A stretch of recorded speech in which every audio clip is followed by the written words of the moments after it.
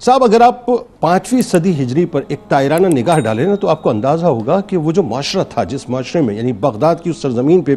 جس وقت حضرت شیخ عبدالقادر جیلانی رضی اللہ تعالیٰ عنہم اللہ تبارک و تعالیٰ کے اذن سے، کیونکہ میرا ماننا یہ ہے کہ ساری ہستیاں اللہ ہی کے اذن سے چلا پھرا کرتی ہیں اور اللہ ہی کے اذن سے کسی جگہ پر ہجرت کیا کرتی ہیں اور اللہ ہی کے اذن سے ہر کام کو ادا کیا کرتی ہیں، تو اللہ کے اذن سے جب آپ وہاں پر تشریف لائے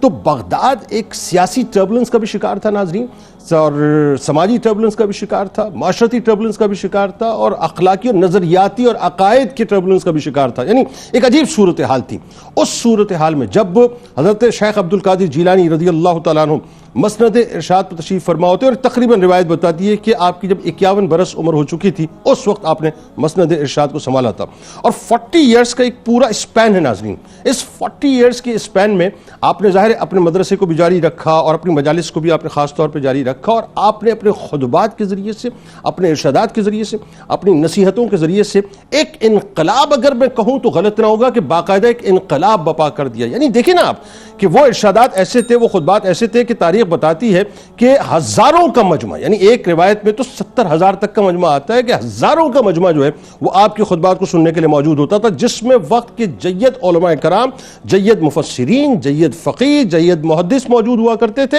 یعنی 400 جید علماء تو وہ ہوتے تھے جو دوات اور قلم لے کر باقاعدہ بیٹھا کرتے تھے اور حضرت شیخ عبدالقادر جیلانی رضی اللہ تعالیٰ عنہ کے خطبات کو سنا کرتے تھے اور اس کو قلم بند کیا کرتے تھے۔ مسلمانوں کی تعداد تو اپنی جگہ تھی، لیکن غیر مسلموں کی بھی ایک بڑی تعداد وہاں پر موجود ہوا کرتی تھی، اور عالم یہ ہوتا تھا، تاریخ یہ بتاتی ہے کہ کئی یہودی اور کئی نصارہ اس وقت آپ کی باتیں سن کر ایمان لے آتے تھے۔ کیا لذت اور حلاوت آپ کے خطبات میں ہوا کرتی تھی ناظرین۔ آج تو سوشل میڈیا کا دور ہے، آج تو ظاہر الیکٹرانک میڈیا کا دور ہے، آج تو کمیونیکیشن کا، نیٹ ورکنگ کا دور ہے، آپ کوئی بات کہتے ہیں وہ فوراً وائرل ہو جایا کرتی ہے۔ آپ سوچئے اس وقت وائرل ہونے کا کوئی نظام نہ تھا، لیکن آپ جب بات کیا کرتے تھے تو لوگ دور دراز سے آپ کے خطبات کو سننے کے لیے آیا کرتے تھے، اور عالم یہ ہوتا تھا کہ لوگ آپ کے خطبات کو سن کے، یعنی اتنی حلاوت اور چاشنی اور اتنے سچے اور سچے خطبات ہوا کرتے تھے کہ لوگ زارو قطار رویا کرتے تھے، یہاں تک کہ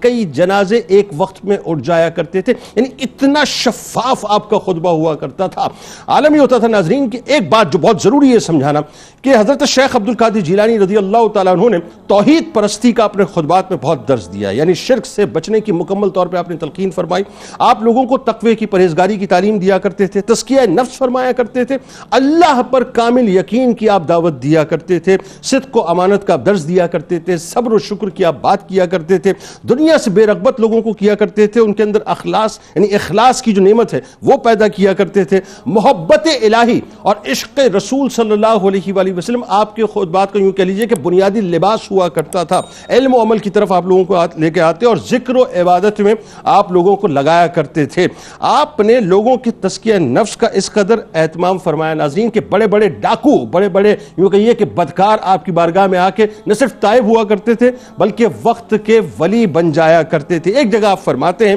کہ اعمال کی بنیاد توحید پر ہے، اور جس کے ہاں توحید نہیں اور نہ اخلاص ہے اس کا کوئی عمل معتبر نہیں۔ اپنے عمل کی بنیاد توحید اور اخلاص پر مضبوط رکھ۔ ایک اور جگہ شیخ عبدالقادر جیلانی فرماتے ہیں کہ اگر حدود الہی میں، احکام شرعی میں کوئی حد ٹوٹتی ہے تو سمجھ لو تم فتنے میں پڑ گئے اور شیطان تم سے کھیل رہا ہے، فوراً شریعت کی طرف رجوع کرو،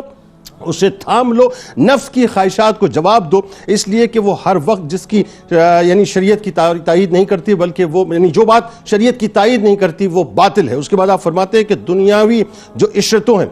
اس کو اپنا اوڑھنا اور بچھونا بنائے رکھنے والے جو ہے دنیا پرستوں کا آپ نے نصیحت اس طرح سے فرمائی کہ بے شک دنیا تمہارے لیے پیدا کی گئی ہے لیکن تم آخرت کے لیے پیدا کیے گئے ہو۔